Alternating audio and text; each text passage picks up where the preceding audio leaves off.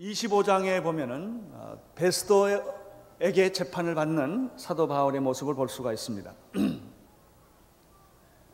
24장과 25장 그 사이에는 2년의 세월이 있습니다. 바울은 2년 동안 감옥에 있었는데 감옥에 대한 재판이 결론이 나지를 않습니다. 미결 상태로 2년 동안 감옥에 있게 됩니다. 총독이 바뀝니다. 벨렉스 총독에서 베스도 총독으로 바뀝니다. 그렇지만 상황은 변하지 않았습니다. 단지 2년의 세월이 흘렀을 뿐입니다. 아무것도 결정이 되지 않습니다. 유죄도 아니고 무죄도 아닙니다. 그냥 감옥 안에 2년 있는 것입니다. 그러나 바울에게 있어서는 이 2년이라는 세월은 무의미한 세월은 아니었다는 사실입니다. 만약에 2년 전에 바울이 무죄를 선언을 받고 감옥에서 나온다면 어떻게 됐겠습니까? 그는 죽임을 당했을 것입니다. 왜냐하면 바울을 죽이기까지는 먹지도 마시지도 않겠다고 결심한 사람이 40명이 버티고 있기 때문입니다. 오늘 25장을 보면 그 사람들이 없어진 게 아닙니다. 2년이 지난 지금도 똑같이 사도 바울을 죽이려고 하는 모습을 볼 수가 있습니다. 하나님께서는 바울을 2년 동안 감옥에서 잘 보호하고 있었던 것입니다. 하나님의 놀라운 섭리입니다. 두 번째는 사도 바울이 예수님을 만난 이후에 지금까지 한 번도 쉬지 못하고, 물론 1차전도 2차전도 안디옥에 잠깐 쉬기는 했습니다만 그건 그렇게 많은 시간이 아닙니다.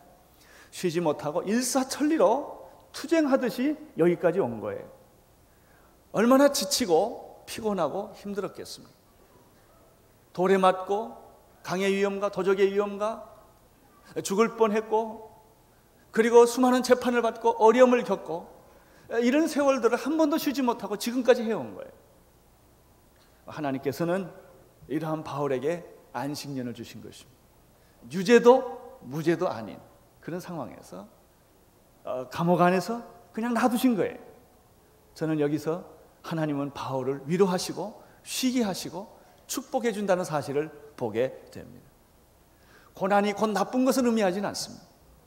어떤 때는 그 고난이 축복이기도 합니다. 쉰다는 것이 나쁜 것이 아닙니다. 쉰다는 것은 어떤 의미에서 영적인 재충만과 하나님의 사랑의 시간일 수도 있는 것입니다. 벨렉스 총독 후임으로 베스도 총독이 부임을 했습니다. 부임한 지 3일 후에 그는 예루살렘으로 올라갑니다. 예루살렘에 올라간 총독은 당시에 많은 대제사장들과 유대인 지도자들을 만나게 됩니다. 1절에서부터 3절까지 그 내용이 기록되어 있습니다. 함께 읽겠습니다. 시작.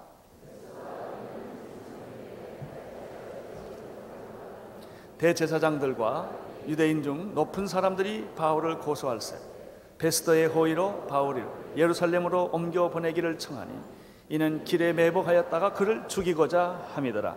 바울을 죽이고자 했던 사람들은 2년이 지난 후에도 변하지 않았습니다. 이것은 놀라운 일입니다. 그들은 바울을 꼭 죽여야만 했습니다.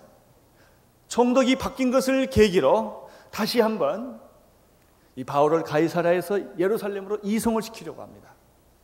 그들은 재판이 목적이 아닙니다. 110km 되는 긴 거리를 여행하는 도중에 매복했다가 바울을 죽이고자 했던 것입니다. 베스도는 정치인입니다. 그는 정치적인 그런 입장에서 유대인들의 환심을 사기 위하여 가능하면 유대인들의 의견을 들어주려고 생각을 합니다. 4절 5절입니다. 시작. 베스도가 대답하여 바울이 가이사랴에 구리된 것과 자기도 미국에 떠날 것을 말하고 또 가로되 너희 중 유력한 자들은 나와 함께 내려가서 그 사람에게 만일 옳지 아니한 일이 있거든 송사하라 하니라. 베스도는 유대인들에게 기회를 주었습니다. 그러면 다시 와서 너희들이 송사한 내용을 이야기를 하고 문제가 있으면 그를 즉시 예루살렘으로 후송을 시키겠다 하는 것입니다. 그러나 문제는 바울은 죄가 없기 때문에 바울을 송사할 만한 그런 실제적인 증거와 내용이 없는 것입니다. 아무리 걸고 넘어지려고 해도 걸고 넘어질 수가 없게 된 거예요. 6절 7절이 그 내용입니다. 시작. 베스더가 그들 가운데서 만일 혹십일 지낸 후 가이사라로 내려가서 이튿날 재판의 자리에 앉고 바울을 데려오라 명하니 그가 오매 예루살렘에서 내려온 유대인들이 들러서서 여러 가지 중대한 사건으로 송사하되 능히 증명하지 못한지라.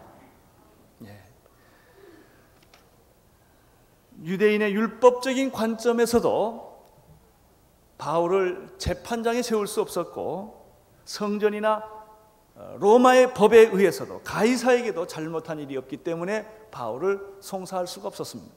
증거를 실제로 댈 수가 없었던 것이죠. 8절이 바로 그런 내용입니다. 시작. 바울이 변명하여 가로되 유대인의 율법이나 성전이나 가이사에게나 내가 도무지 죄를 범하지 아니하였노라 하니. 이제 바울은, 이 베스도는, 바울을 재판하는 베스도는 고민에 또 빠지게 됩니다. 실제로 증거는 없습니다. 그런데 유대인들은 송사하려고 듭니다. 정치적으로는 유대인들을 도와줘야 합니다. 그래야 자기 자리가 든든히 설 수 있기 때문입니다. 그러나 바울을 재판하려고 보니 송사할 제목은 전혀 없습니다. 이 베스도는 두 사이에서 고민을 하게 됩니다. 결국 이 베스도는 바울에게 이런 요청을 합니다. 내가 예루살렘으로 갈 수 없겠느냐 하는 것입니다.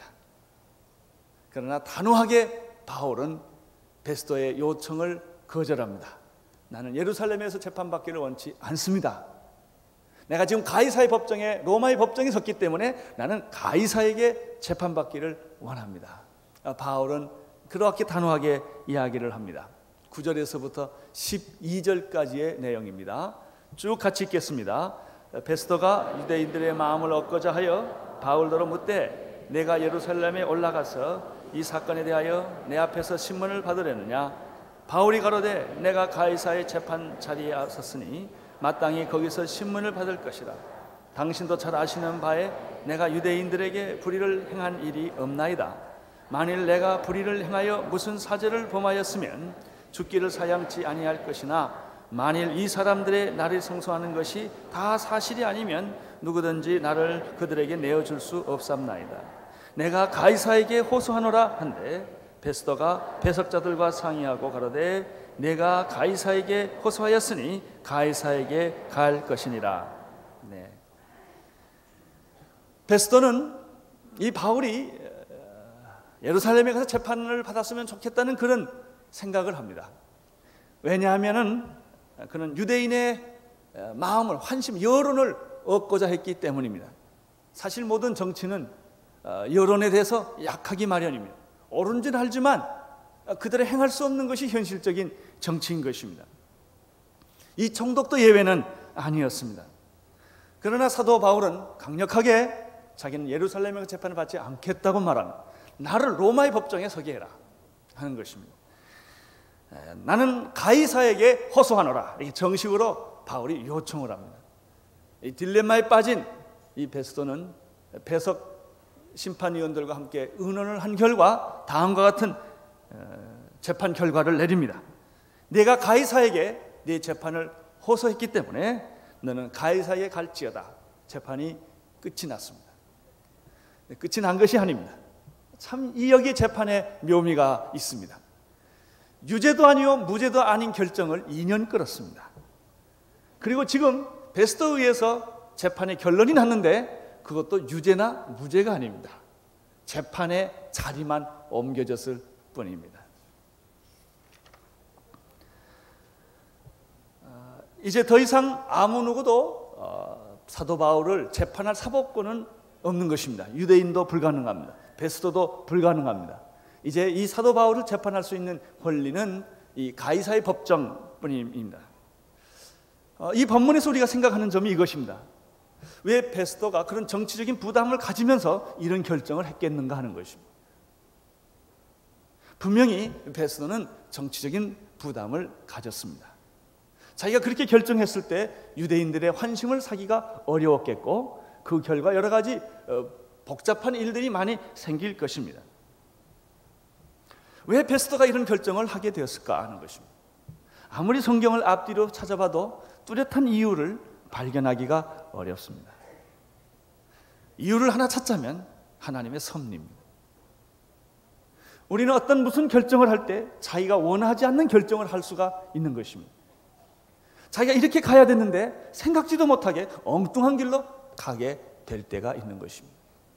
재판을 이렇게 하기로 결정을 했는데 어떤 순간에 그 재판을 그렇게 하지 못하고 다른 방향으로 하게 될 때가 있는 것입니다. 여기 하나님이 개입하신 것입니다. 왜냐하면 바울은 로마를 봐야 했기 때문입니다. 그는 예루살렘으로 다시 돌아갈 수가 없었습니다. 그는 예루살렘으로 돌아가는 길목에서 40여 명의 사람들의 죽임을 당할 수가 없었습니다. 왜냐하면 하나님의 섭리와 뜻은 너는 로마를 봐야 하기 때문입니다. 베스도도 하나님의 일에 협조하는 꼴이 되고 만 것입니다. 유죄도 아닙니다. 무죄도 아닙니다. 그는 가이사의 법정으로 가야 하는 것이 이 재판의 결론입니다. 하나님께서는 이 재판을 이렇게 인도하신 것입니다. 나는 하나님께서 여러분의 생애도 이렇게 인도하시는 것으로 믿습니다. 내가 내 인생을 이끌어가는 것이 아닙니다. 내가 내 인생을 이끌고 가는 것 같습니다. 내가 내 사업을 하는 것 같습니다. 여러분이 여러분 사업하시는 줄 아십니까? 여러분이 여러분의 학문의 길을 가는 줄 아십니까? 그렇지 않습니다.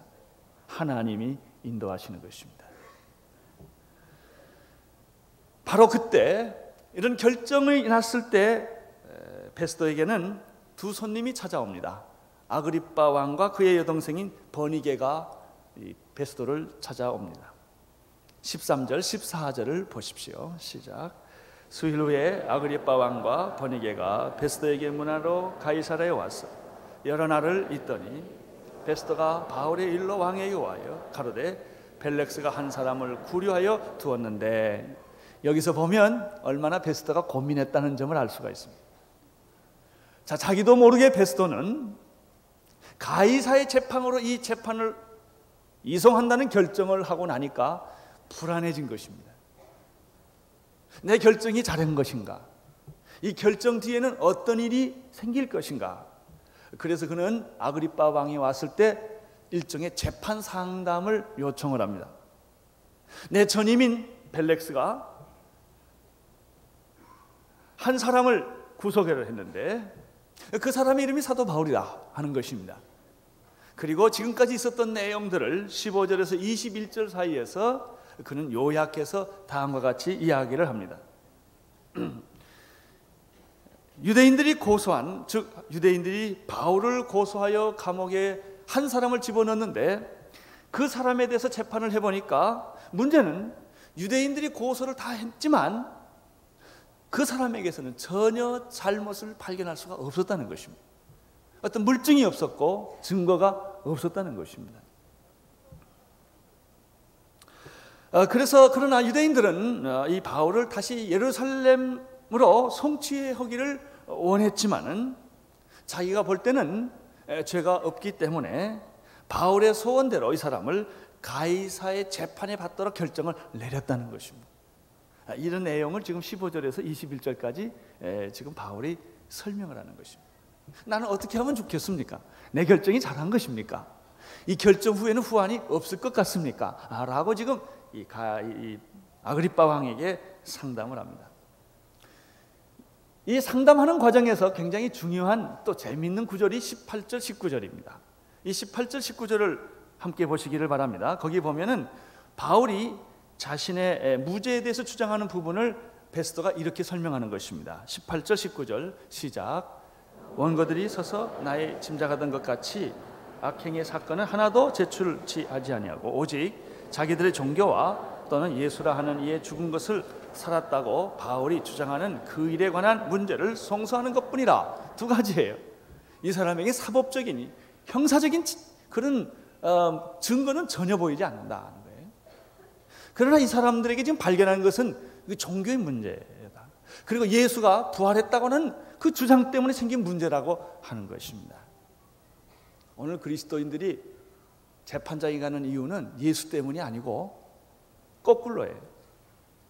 다 무슨 재산 싸움이니 사기니 전부 무슨 도덕적이고 윤리적인 문제니 이런 문제로 교도소 가지 예수님 때문에 간 사람을 내가 본 일이 별로 없어요. 우리나라에서는 본 일이 없어요. 내가. 예수님을 얘기하다, 부활을 얘기하다가, 십자가를 얘기하다가 고난받은 사람이 있습니까? 그러나 이 얘기를 누구 얘기입니까? 베스도 총독의 얘기입니다. 지금 이 사람의 문제는 형사의 문제가 아니다 이거예요. 이게 종교의 문제고, 그것도 예수가 부활했다는 그 사실 때문에 지금 이렇게 유대인들이 흥분해서 이 사람을 잡으려고 한다는 것입니다. 여기에 우리가 오늘 깊이 생각해야 할 메시지가 있습니다. 지금 우리는 유대인들의 송사를 보았습니다. 벨렉스의 재판을 보았습니다. 베스도의 이 얘기를 들었습니다. 이 세 사람의 얘기의 요점은 무엇입니까? 바울이 도덕적으로, 윤리적으로, 형법상으로 문제있지 않다는 것입니다.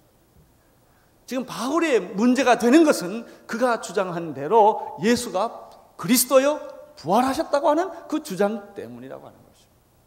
그렇다면 바울은 자기의 입장을 자기를 반대하는 사람에게 정확하게 전달했다는 것입니다.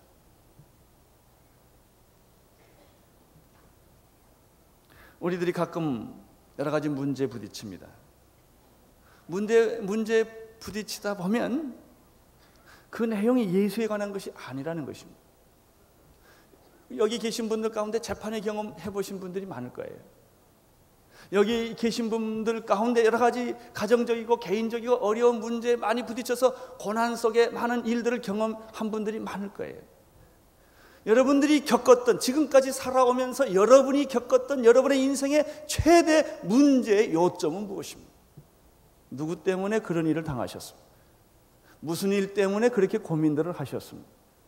다 자기 문제요, 욕심의 문제요, 명예의 문제요, 재물의 문제요. 다 대통령 되고 싶어하고, 다 국회의원 되고 싶어하고, 다 남 위에서 군림하겠다는 거예요. 그런 일로 인하는 고난입니다. 남의 돈 사기치고, 욕심을 만들고, 과분한 생각을 하고, 자기 분수껏 살지 못하는 데서부터 오는 문제들이요.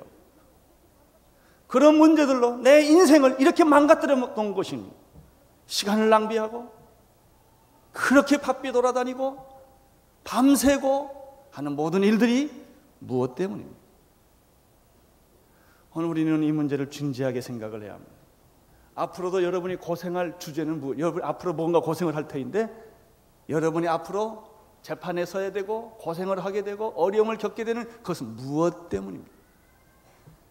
다 시시한 것들 때문, 다 인간적인 것들 때문이요, 다 인간의 욕심 때문이요, 정욕 때문이요, 다 이기적인 그 이유들 때문에 좀 더 땅을 뺏어야 되고, 좀 더 집을 뺏어야 되고, 좀 더 많은 것을 착취해야 되는 그런 일 때문에 우리는 우리의 인생에 수많은 시간들을 낭비하고 상처 주고 상처받고 살아온다는 것입니다. 그러나 사도 바울을 보십시오. 그는 예수를 믿은 후에 자신의 문제 때문에 고난 일은 당한 일은 없습니다. 자기 문제 때문에, 자기가 저지러 놓은 일 때문에 그가 당한 고난은 없었다는 것입니다. 바울이 40에 하나 감함에를 5번이나 맞고, 대장으로 맞고, 도적의 위험과 강의 위험과 배고픔과 그 기가 막힌 일들을 당하면서, 수없이 돌에 맞아 죽음을 당하면서, 감옥에 들어가면서 그 많은 이 일들을, 고난을 겪었던 주제는 하나뿐입니다. 예수 그리스도. 예수 그리스도를 위하여, 그의 이름을 위하여, 그의 영광을 위하여, 그의 복음을 위하여 그는 그의 생애를 그렇게 선택한 것입니다. 여러분은 누구를 위하여 고생을 하십니까? 누구를 위하여 돈을 버십니까? 여러분이 지금 겪고 있는 고난은 누구 때문입니까?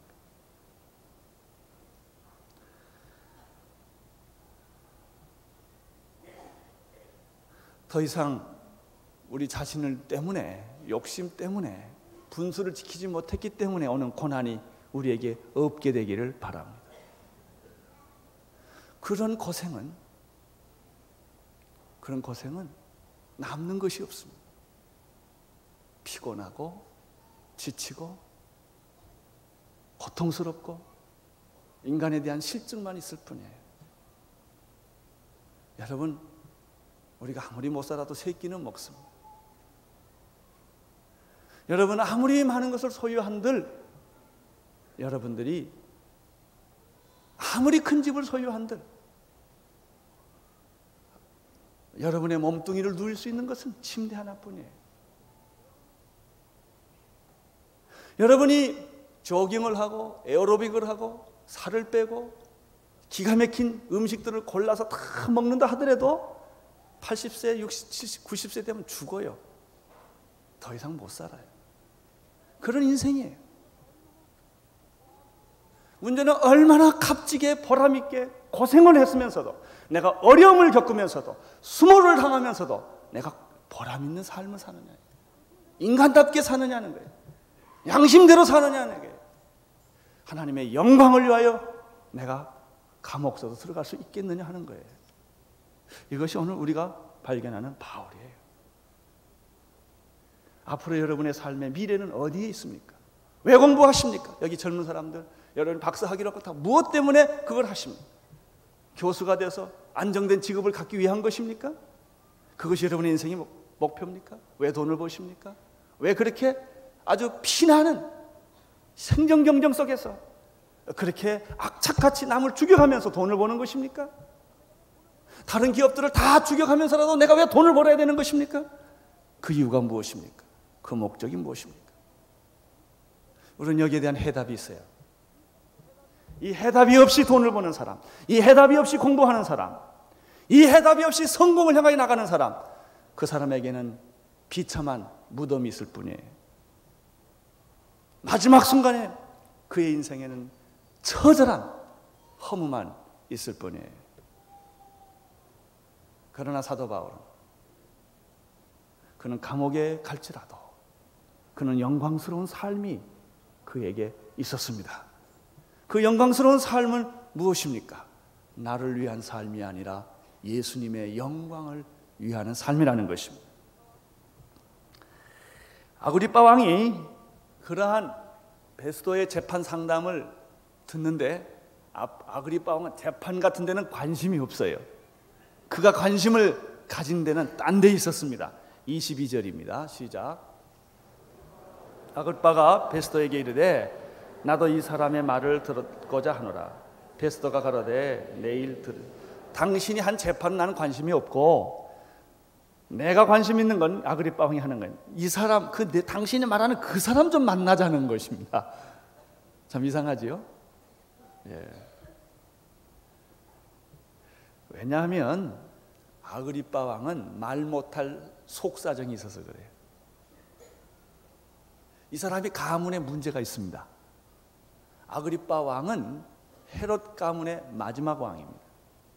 그의 아그리빠는 왕 2세입니다. 이 사람이 자기 아버지가 아그리빠 왕 1세입니다. 그의 증조부가 헤롯 왕입니다. 증조부는 예수님이 탄생 때 유아들을 대학살을 했던 주인공입니다. 그리고 어린 여자의 춤 때문에 세례 요한의 목을 자르게 했던 장본인입니다. 그의 아버지인 아그리빠 1세는 야고보를 죽인 사람입니다. 베드로를 감옥에 집어넣었던 사람입니다. 그런데 이 예수님과 자기의 가문과 아주 복잡한 문제가 있어요. 일종의 스캔들이에요. 그런데 문제는 자기 증조부나 자기의 선친이 다 비참하게 죽었다는 거예요. 특별히 자기 선친은 독충으로 죽었어요. 벌레 물려 죽였어요. 아주 처절하게 죽었어요. 그러니까 이 아그리빠 왕은 도대체 이 예수가 누군지에 대한 관심이 있는 거예요. 그래서 예수 때문에 감옥에 들어온 바울을 보고 내가 그 사람을 좀 만나봐야 되겠다 하는 것입니다. 그런데 또 재밌는 것은 13절에 보니까 25장 13절에 보니까 아그리빠 왕의 옆에 또 한 사람 이름이 나오죠. 누구죠? 버니게라는 여자입니다. 이 버니게는 그의 여동생입니다. 아그리빠 왕이 한 아들과 두 딸이 있었는데 이 아들은 아그리빠 왕 2세요.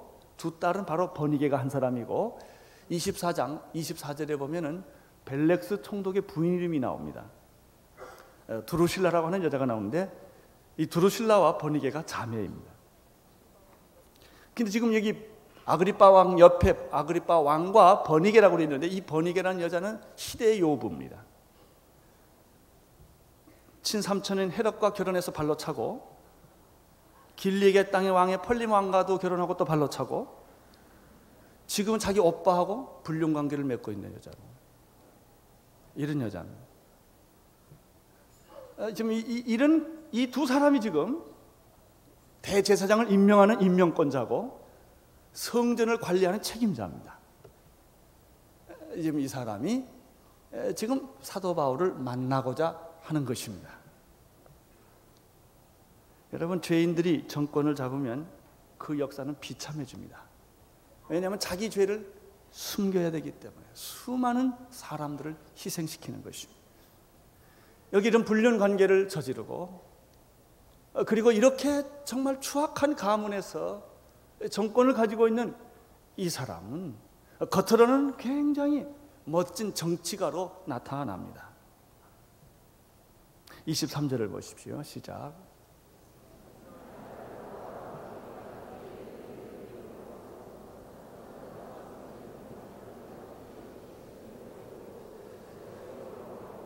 그 이튿날 아그리빠 왕과 버니게는 아주 화려하고 웅장하고 권위에 있는 그 왕의 신분을 표시하는 옷을 입고 나타납니다. 천부장과 성중에 높은 사람들을 다 초대를 해서 이 신문소에 있게 합니다. 그리고 베스더의 명을 따라 이제 초라한 죄수인 바울이 나타납니다. 우리는 여기서 재미있는 한 그림을 보게 됩니다. 불륜과 죄로 가득 찬 내면에는 그런 것이 있지만 겉으로는 화려하고 품이 있고 권력이 있는 높은 지체의 모습으로 나타난 한 사람과 비록 죄수의 몸으로 초라하게 끌려 나와 있지만 하늘의 영광과 그리고 놀라운 복음의 능력으로 세계를 변화시킬 수 있는 그 복음의 능력으로 가득 차 있는 여기 한 초라한 낮은 자리에 있는 한 사람을 보게 되는 것입니다. 이 두 그림, 겉으로는 화려하고 위엄 있고 모든 권력을 한 손에 잡고 있지만 그 안에는 말할 수 없는 부정과 부패와 우상과 불륜이 가득 차 있는 한 지도자와 겉으로는 아무것도 없지만 그러나 그 내면에는 풍성한 삶이 있고 어떤 감옥도 두려워하지 않고 어떤 죽음도 두려워하지 않고 어떤 핍박과 고난도 두려워하지 않고 당당하게 서 있는 초라한 한 사람, 그것이 바로 우리가 사는 세상입니다. 우리가 보는 세상이 그런 것입니다. 여러분, 세상이 여러분을 어떻게 평가하느냐로 여러분이 결정되지 않습니다. 하나님이 나를 어떻게 평가하느냐로 내가 결정됩니다. 세상 사람들이 여러분에 대해서 무슨 말을 하는 것에 대해서 너무 신경 쓰지 마십시오. 당신은 부자다, 훌륭했다, 성공했다, 당신은 VIP다, 이런 말에 현혹되지 마십시오. 그것이 여러분이 아닙니다. 사람들은 자기가 가지고 있는 것이 자기라고 생각을 합니다. 그래서 많은 것을 갖기를 원하고 치장을 하고 좋은 옷을 입고 위엄 있게 멋있게 권력의 행차를 하기를 원합니다. 그것이 자기라고 생각을 합니다. 그러나 그렇지 않습니다. 당신이 누구냐로 결정합니다. 아무리 당신이 겉모습을 화려하게 만들었다 할지라도 당신 안에 불륜이 있고 당신 안에 부정이 있고 당신 안에 우상 숭배가 있고 하나님이 원하지 않는 것이 있다면 당신은 아무것도 아닌 거예요. 그러나 감옥에 있고 낮은 자리에 있고 별 볼 일 없어도 천국이 있고 영광스러운 소망이 있는, 사랑이 있는, 그렇다면 당신은 정말 하나님으로부터 인정받는 사람이 틀림이 없을 것입니다. 우리는 이렇게 이원론적으로 생각할 필요는 없어요. 높은 자리에 있는 사람은 나쁜 사람, 낮은 자리에 있는 사람은 좋은 사람, 이렇게 말할 수는 없어요. 높은 위치에 있으면서도 이런 영광스러운 복음과 능력을 가진 사람이 있을 수가 있고, 낮은 자리에 있으면서도 더 악하고 나쁜 사람이 있을 수도 있습니다. 문제는 당신이 누구냐 하는 것입니다.